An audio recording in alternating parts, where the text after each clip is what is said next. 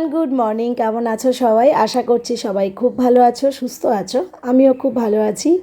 তো বলতেও কেমন লাগছে, আজকে যেদিনের ভিডিওটা শেয়ার করছি সেদিন ছিল রাধা অষ্টমী। রাধা অষ্টমীর দিন সকাল থেকে কোনো রকম ভিডিও করিনি, বলতে পারো ইচ্ছে করছিল না। আর সত্যি কথা বলতে সব পুজোর ভিডিও ডিটেলে করতে গেলে না, পুজোর দিকের বদলে ক্যামেরার দিকে মনটা বেশি চলে যায়। তো সেই কারণেই বলতে পারো আরও ডিটেলে কোনো ভিডিও করিনি। সকালে তো একবার পুজো করেছিলাম, ঘরে যেরকম নিত্য পুজো থাকে সেটা করেছিলাম। তারপরে দুপুর 12টা পর্যন্ত রাধাষ্টমীর উপোস থেকে 12টার সময় পুজো কমপ্লিট করে নিয়েছি। রাধারানী অভিষেক করেছি আর ভোগে লাগিয়েছিলাম একটু দই, ক্ষীর দই, বেশ কিছু ফল আর মিষ্টি। আলাদা করে আর কিছু রান্নাবান্নাও করা হয়নি, যেহেতু আমার নিরামিষ বাসনগুলো তো এখানে থাকে না, সেই জন্য। আর রাধারানীকে একটু গোলাপ ফুল, পদ্ম ফুল, গেঁদা ফুল সব কিছু দিয়ে সাজিয়ে দিয়েছি। আরতি করাও কমপ্লিট হয়ে গেছে, সেটাই তোমাদেরকে দেখাচ্ছিলাম।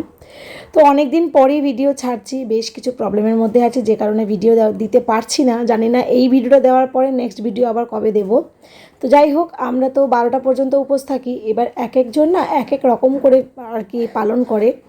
তো এই বছর আমরা যেরকম অন্যান্য বছর 12টার পরে উপোস থেকে খাবার দাবার খেয়ে নিই, ভাত টাত খাই, তো এই বছরও সেরকমটাই হওয়ার কথা ছিল। কিন্তু কেন জানি না সেদিন আমার কপালে আর ভাত জোটেনি বলতে কি, পরে খাবো বলে থেকে গেছি। সেই পরে খাওয়ার সৌভাগ্যটা আর আমার সেদিন হয়নি। তো যাই হোক, রাধারানী হয়তো চেয়েছিল সেই দিনটা আমি অন্য ভাত যাতে না খাই।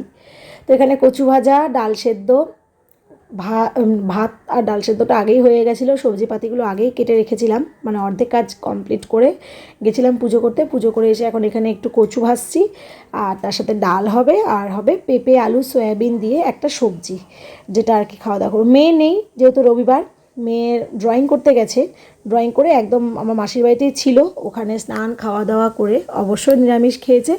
খেয়ে এখন এসেছে এই বাড়িতে, রেডি হয়েছে, নিয়ে যাব সুইমিংয়ে। এর আগের দিনে তো বলেছিলাম যে অনেক বলে বুঝিয়েও আমরা ওকে সুইমিং করাতে পারছি না।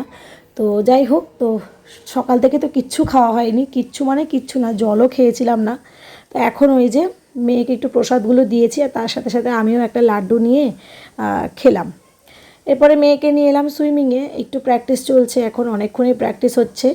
তো হাজব্যান্ড আমাদেরকে নামিয়ে দিয়ে বেরিয়েছে, ওর একটু কাজ ছিল। তো আর এদিকে মেয়ে প্র্যাকটিস করছে, আমি বসে বসে দেখছিলাম। তো ভাবলাম তোমাদের সঙ্গে ছোট্ট একটা ভিডিও ক্লিপ আর কি শেয়ার করি। সামনে কম্পিটিশান আছে, জানি এবছরটা কিছু পারবে না, তবুও ট্রেনাররা বলছে না করুক, ওর ইচ্ছে শক্তিটা বাড়বে, ইচ্ছেটা বাড়বে যে না ওকেও কিছু পেতে হবে, ওকে করতে হবে।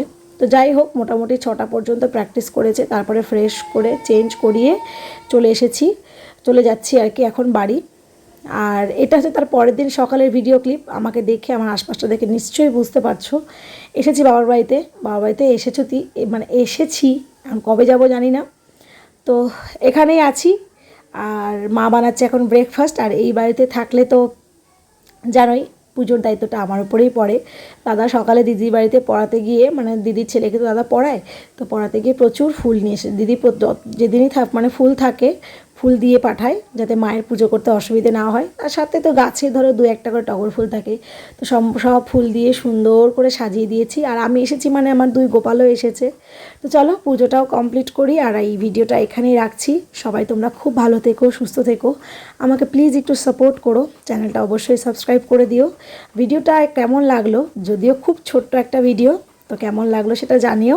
ভালো লাগলে অবশ্যই একটা লাইক আর কমেন্ট করে দিও। সবাই খুব ভালো থেকো, সুস্থ থেকো। দেখা হবে খুব তাড়াতাড়ি নতুন একটা ভিডিওর সাথে। আজকের মতো টাটা।